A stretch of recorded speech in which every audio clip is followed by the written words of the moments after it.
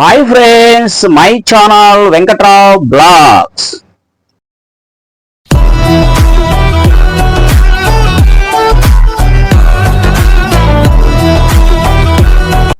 Friends, ఈరోజు ఉదయం లేచి బేరానికి వెళ్ళాలని చెప్పి బేరానికి వెళ్ళాను. రోడ్లోని ఖాళీగానే ఉన్నాయి. సరే, బేరం సమయానికి నా టయానికి నేను చేరుకున్నాను. నా పాయింట్కి నేను చేరుకున్న తర్వాత సరుకంతా చదువుకుంటుంటే ఆ చదువుకున్న టైంలో నాకు దగ్గరగా 130 ఒక 25 అంటే ఒక 150 రూపాయల దాకా అక్కడే నాకు వస్తువులు కొనుక్కున్నారు. 150 రూపాయలు అంతే. 150 రూపాయల దాకా వస్తువులు బేరం చేసే టైంకి, అంటే బేరం అంటే నేను సరుకు చదువుకుంటున్నాను మొత్తం. ఆ చదువుకునే టైంలో వచ్చి నేను చదువుకుంటానని వాళ్ళు కావాల్సిన ఏ వస్తువులు కొనుక్కున్నారు. ఒక ఆమె ఒక వస్తువు అడిగితే అది నా దగ్గర లేదు, రేపు తెచ్చిస్తారమ్మా అని చెప్పాను. ఆమె తర్వాత రేపు సర్లే అంకులు రేపు వస్తే ఇద్దరు లేదని చెప్పింది. నేను సరికంతా సదిరేసేసుకున్నాను. అక్కడ ఒక 150 రూపాయలు పడినాయి. అంతా క్లీన్గా మళ్ళీ ఇంకో అరగంట టైం పట్టింది. వాళ్ళు వెళ్ళిపోయినా కూడా ఇంకో అరగంట మొత్తం సెట్ చేసేసుకుని ఫ్యాన్సీ పోసాను నేను కొంచెం ఎక్కువగా, ఎందుకంటే ఫ్యాన్సీ తగ్గింది. మన ప్లాస్టిక్ అండ్ ఫ్యాన్సీ వ్యాపారం కదా నాది, కాబట్టి నేను ఫ్యాన్సీ వస్తువులు ఎక్కువగా కొనుక్కొని పోసుకున్నాను.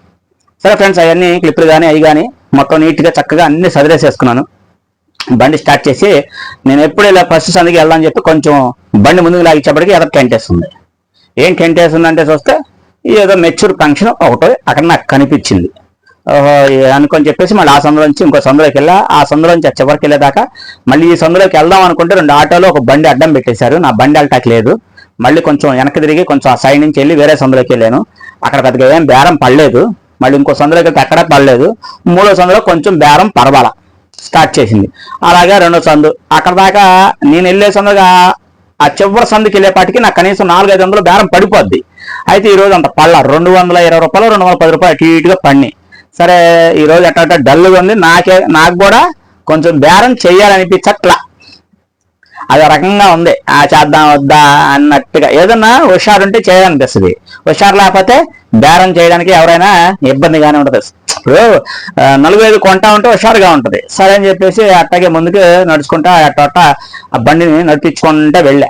కొంత దూరం వెళ్ళిన తర్వాత ఆ చివరి సందులో కొంచెం పర్వాలా. ఈలోపు ఒక ఆవు ఎదురొచ్చింది. అది చిన్న సందు. ఆ ఆవుకి నేను ఎదురెళ్తే ఇప్పుడు దానికి నేను అడ్డం అవుతాను, అది నాకు దారి అవుదని చెప్పి మళ్ళీ వెనక్కి తిరిగి వేరే సందులో నుంచి వచ్చేసాను. వచ్చి ఆ సందులో కూడా చేస్తే ఆ సందులో బేరం పడలా. ఈ రోజు ఏంటో మటుకి నాకు నిజంగా చికాకు అనిపించింది. పెద్దగా బేరం ఏమో అనిపించలేదు. ఇంకా 3వ సందులో యావరేజ్గా ఒక 30 రూపాయలు అంతే. ఒక 30, ఒక 20, మళ్ళీ 50 రూపాయలు బేరం చేశా. అట్ట ఈ రోజు నేను చేసిన చివరికి వెళ్ళి ఇంకా 2-3 సందులు ఉన్నాయి. నాకు చేయబుద్ధి కావట్లా. ఎండ ఏమో పెరిగిపోయింది. ఆ మోగెండ వేస్తుంది. ఆ మోగెండ చాలా చికాకేస్తుంది. బేరం అయితే నాకు ఈ రోజు లేదు. 700 రూపాయలు అనుకుంటున్నా. నేను పెట్రోల్ కొట్టించాను. ఒకసారి మీ ముందు కూడా లెక్కేస్తాను. నాకు ఇక చికాకేసి అసలు నా టార్గెట్ ఈరోజు 1200, ఎక్కువ కాదు, చేద్దాం అనుకున్నాను. అవ్వలేదు. నాకు బోరు కొట్టి చిరాగ్గా ఉండి బేరం అంత సాగలేదు కాబట్టేసి నేను ఏం చేశాను అంటే బేరం ఆపేసేసి బండి కట్టుకొని ఇంటికి వచ్చేసాను. ఇదిగోండి నా పర్సు. నా పర్సులో నేను ఈరోజు ఏం కొనలా. బయట 60 రూపాయలు పెట్రోల్ మాత్రమే పోపించుకున్నాను. 60 రూపాయలు పెట్రోల్ బండికి కొట్టించేసాను. ఇంకా అంతే. ఇంకా బయట 10 రూపాయలు వస్తువు కొనలా, ఏ వస్తువులు కొనలా. ఈ ప్రస్తుతానికి ఇవి నా డబ్బులు. చూద్దాం. 60 రూపాయలు కాకోకుండా నేను అది లెక్కేయలేదు. ఇందాక ఈ లెక్కేస్తే నాకు లెక్క వచ్చింది. మీరు కూడా చూడాలి కదా. 1, 2 ఈ 100 అండి. 1, 2, 3, 4 2 50. ఇక్కడికి 500 ఉన్నాయి. 1, 2, 3, 4, 5, 6, 7, 8. 8 ఏమో మన 20 రూపాయల నోట్లు 8 ఉన్నాయి. 8, 9, 10, 210 రూపాయలు. 8 నోట్లేమో 20 రూపాయలు ఉన్నాయి. 5 నోట్లేమో 10 రూపాయలు ఉన్నాయి. 2 50లు ఉన్నాయి. ఒక 4 100లు ఉన్నాయి. అంతే. మొత్తం కలిపి ఈ ఒక 500ను 2 710 రూపాయలు. 710 రూపాయలను అదొక 60 రూపాయలు. మొత్తం కలిపి 770 రూపాయలు. ఫోన్పే మాత్రం 30 రూపాయలు చేశారు. అంటే మన దగ్గర మన 800 బేరం వచ్చినట్టు లెక్క. కానీ నా దగ్గర ఉన్న 10 రూపాయల బిళ్ళలు మొత్తం వెళ్ళిపోయినాయి. ఒక 2, 3 ఉంటాయి అంతే. ఏంటంటే 50 ఇవ్వటం, ఒక వస్తువే కొనటం, 40 రూపాయలు ఇచ్చేయటం. ఒకళ్ళేమో ఒక వస్తువు కొని 100 రూపాయలు చేతిలో పెడితే నా వల్ల కదేమో అలాంటి బేరాలు ఒక 3 వచ్చినాయి, పోయినాయి. ఒక ఆమె చికాకు పెట్టించింది, పొద్దున్నే చికాకు పెట్టించింది. ఆ చికాకే అనుకుంటా నాకు చేయబుద్ధి కాల. ఈ రోజు అయితే నేను దగ్గరగా 800 రూపాయలు సంపాదించాను. ఇది వాటికి నేను సరుకు తెచ్చుకొని ఏం పోయినో కేవలం ఇంట్లోకి నా సొంతంగా వాడేసుకుంటా. ఏంటి నాకు అంత అమౌంట్ రాలేదు కాబట్టి ఈ వాడేసుకొని రేపు వచ్చే డబ్బులు తిరగబోసుకుంటా. ఈ మాత్రం ఈ రోజుకి ఇంట్లోకి వాడేసుకుంటా. 800 మొత్తం కలిపి 810 రూపాయలు 20 రూపాయలు అనుకున్నాము. ఇక్కడ మటుకి 710 రూపాయలు ఉన్నాయి. సరే ఫ్రెండ్స్, మరి వ్యాపారాలు ఎయ్యన్నా సరే సాగినంత సేపే.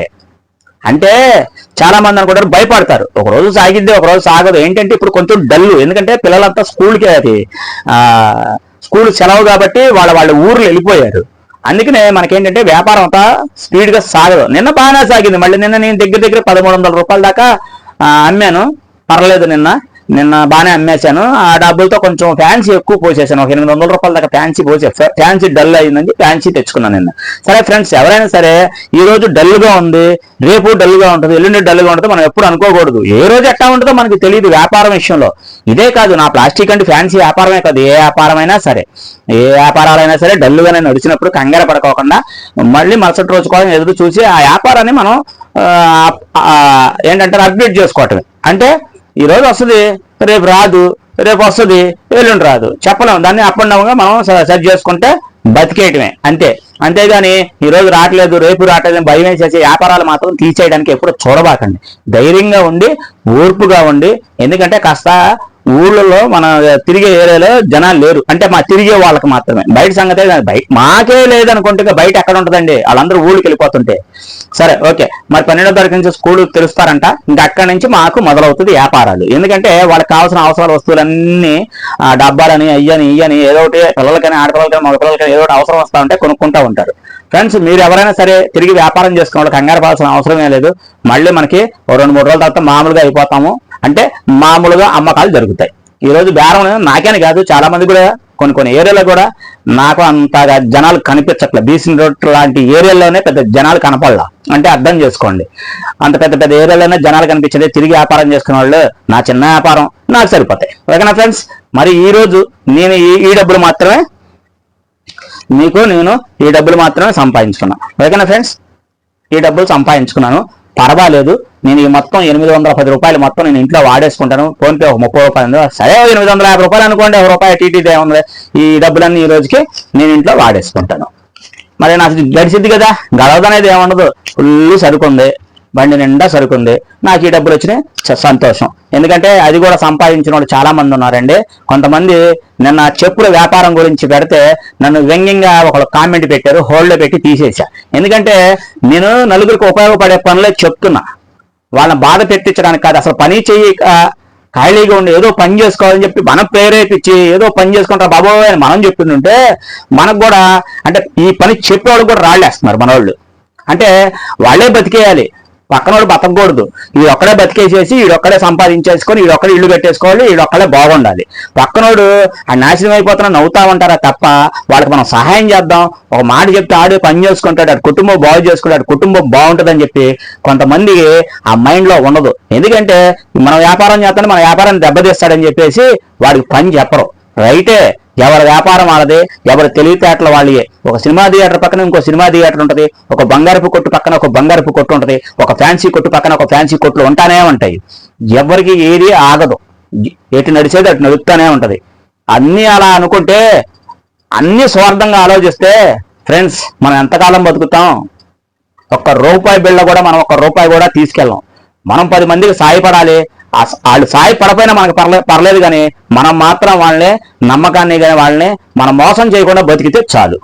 మనకు కలిగింది చెప్తున్నాం, చేసుకుంటే చేసుకుంటారు, చేసుకోకపోతే అది వాళ్ళ ఇష్టం. చేయమని ఎవరిని బొట్టెట్టి మనం చెప్పట్లేదుగా ఫ్రెండ్స్, అర్థం చేసుకోండి. నాకు తెలిసిన పని నేను చెప్తున్నా, వాళ్ళు నేర్చుకున్నారనుకో ఓకే, నేర్చుకోలేదనుకో అది వాళ్ళ ఇష్టం. అందరూ చెయ్యాలని రూల్ ఏం లేదే, ఎవరి ఇష్టం వచ్చిన పనులు వాళ్ళు చేసుకోవచ్చు. ఓకేనా ఫ్రెండ్స్, మిమ్మల్ని ఎవరిని ఒప్పించడానికి కాదు. ఎందుకంటే ఒకరికి సాయపడడానికే చూడాలి. మనం ఒక్కళ్ళమే స్వార్థంగా తినేసేసి మన ఒక్కళ్ళమే స్వార్థంగా సంపాదించేయాలి, మనమే బాగుండాలి, పక్కన వాళ్ళు పోయినా పర్లేదనే స్వార్థాల బతుకులు అలాంటి బట్టికి మనకు లేవు అసలు. ఎందుకంటే నాది ఒకరికి సాయం చేసే బుద్ధే, మనసు నాది అంతే, సాయం చేస్తా. కాబట్టి ఈ యూట్యూబ్లోకి ఈ రోజు రావడానికి కారణం కూడా కొంచెం మీలాంటి వాళ్ళు నన్ను చూసి సబ్స్క్రైబర్ చేసుకొని లైక్ చేసి నన్ను ముందుంచి నడిపించేది కూడా మీలాంటి వాళ్ళేగా ఫ్రెండ్స్. స్వార్థం అయితే ఎట్టాగా? ఎంతసేపు మనమే బతికేయాలా? పక్కనోడు బతకూడదా? పక్కనోడికి కాస్త మనం అందిస్తే వాడు కుటుంబం ఉంటుంది, వాడు పిల్ల జల్ల చక్కగా హ్యాపీగా సంతోషంగా ఉంటాడు. వాడిని పాడు చేస్తే ఏమొస్తుంది? ఏమి రాదుగా.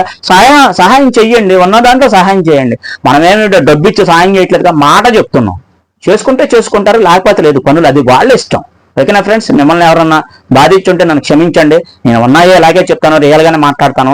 మనం ఏంటంటే నీకు మైక్ ఉందిగా నిష్ఠాసారంగా మాట్లాడేస్తున్నాం అని చెప్పేసి నిన్న ఒక హైదరాబాద్ నుంచి మనకి ఒక కామెంట్ వచ్చింది, హోల్డ్లో పెట్టేశాను. చెప్పుల షాపుల గురించే.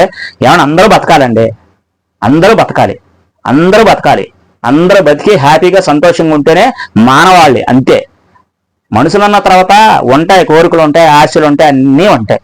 కానీ ఎంతవరకు పరిమితం అంతవరకే ఉండాలి. చివరికి మన వెనకాల ఆ నలుగురు వస్తారా లేరా అనేది తర్వాత విషయం. ₹1 కూడా మనం తీసుకెళ్ళాం ఫ్రెండ్స్, అర్థం చేసుకోండి. ఓకే ఫ్రెండ్స్, ఈ కంటెంట్ మీకు నచ్చినట్టయితే కొత్త వారితో సబ్స్క్రైబర్ చేసుకొని మన పాత వాళ్ళు ఎవరైనా లైక్ చేసి నన్ను ముందుంచి నడిపిస్తారని చెప్పి మిమ్మల్ని కోరుకుంటూ సదా నెక్స్ట్ మంచి కంటెంట్ తో మీ ముందుకుంటా. మీ Venkatrao blogs. Thank you for watching. Thank you. Next మంచి కంటెంట్ తో మీ ముందుంటా. బాయ్. Thank you.